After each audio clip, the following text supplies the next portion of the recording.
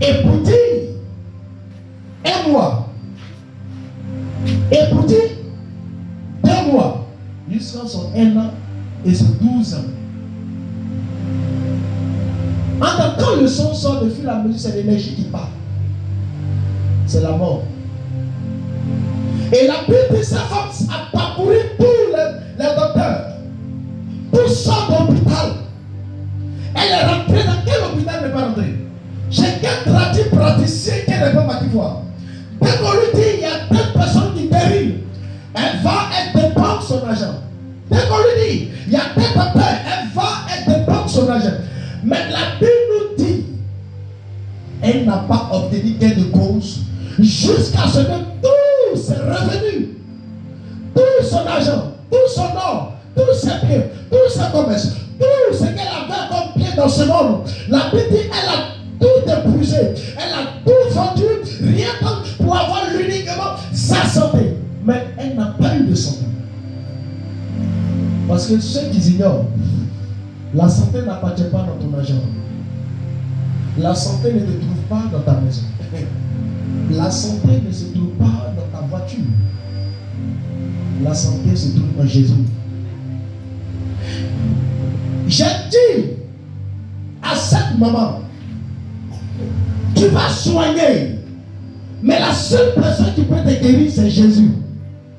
Mais le docteur était assis, il pouvait me dire le contraire des choses. Mais il n'a pas dit le contraire. Simplement, il a baissé sa tête et il a relevé sa tête. Pourquoi? Parce que Dieu programme son temps en sa saison. Dieu savait qu'un jour, cette femme va porter une guérison. Et cette personne n'est pas ordinaire. Et cette personne, tu as entendu parler de lui. Mais cette personne, il se charge par un instrument qu'on appelle son prophète, son serviteur, afin de venir te dire, maman, ne crée rien. Jésus a la solution. Jésus a la solution à ton problème. Elle dit, mon fils. Regardez comment sa joie d'abord, la première instant, sa joie est montée. Elle dit, mon fils, viens t'asseoir là. Ça veut dire directement, elle a eu le goût à la vie. Vous voyez quelque chose, vous voyez comment le diable est méchant. Le diable emmène des gens à une dépression. La maladie que tu as traitée pendant des années, tu souffres, tu es dans cette même maladie. Mais tu ne comprends pas. On te dit, il faut faire ceci. On te dit, il faut aller cela. On te dit, mais rien. J'ai connu un jeune. Il a dit, un père de 112 ans, elle n'avait aucune situation. Tout le monde l'a abandonné. Elle est là qui? Hosanna. Si ce n'est pas lui, je meurs. Bartimée a dit, fils de David, aie pitié de moi. Le mot fils de David, aie pitié, ça veut dire je puise ma guérison en toi. Je puise ma restauration en toi. Aujourd'hui, les chrétiens pensent que le monde est basé sur le physique. Le monde n'est pas basé sur le physique parce que le monde est basé sur le spirituel. C'est pourquoi la Bible dit que le spirituel domine le physique. Si quelque chose t'arrive physiquement, c'est que spirituellement tu es bien planifié. On ne tue pas quelqu'un dans la sorcellerie physiquement, on le tue spirituellement. Si tu vois une personne est morte de l'œuvre de la sorcellerie, c'est qu'il était déjà mort depuis longtemps qu'il ne savait pas.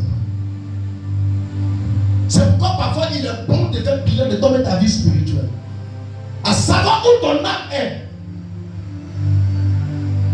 Il ne s'agit pas de venir à l'église. Tu peux venir à l'église, mais ton âme est quelque part. Parce qu'un homme physique même, il va à l'hôpital parfois pour consulter son état de santé. Mais et toi qui es spirituel, est-ce que tu prends la peine de consulter un peu mon état spirituel? Parce qu'un jour, la Bible dit quoi? Dans le livre d'Éphésiens chapitre 5, verset 7, il dit rachetez les temps quand les jours sont mauvais. Il peut arriver que toi tu ne connais pas, tu n'as pas les yeux pour voir. Tu marches mais tu es vide. Il dit Dieu vous a ouvert vos yeux. Et vous allez comprendre que dans le monde où nous sommes, il y a des personnes qui marchent et puis leur âme n'est pas là. D'autres même marchent et puis leur nombril. Les liens jusqu'à ici le nombril, tu vas voir que c'est un Jésus en famille. Mais il marche avec un nombril qui est bien lié, sans couper la sont obligés de revenir en arrière à chaque fois. Des personnes sont malades. Ils soignent, ça va, ça revient. Ils soignent, ça va, ça revient. Ils soignent, ça va, ça revient. J'ai connu un monsieur dans mon quartier où je lui ai dit, l'église. Mais il s'agit de, est-ce que tu connais toi-même ton bilan spirituel? Tu connais ton état de santé. Ça c'est sur le plan physique, le corps. Mais le spirituel, est-ce que tu connais? Parce qu'une fois que la sorcellerie a pris l'âme, le corps n'a plus de valeur. Une fois que la sorcellerie a pris l'âme, le corps n'a plus de valeur. La femme, elle a dit quoi? Si 11. On était tous debout. Hébreu 11.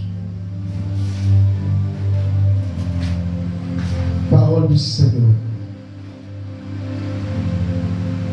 Hébreu chapitre 11, le verset 1. On lit ensemble.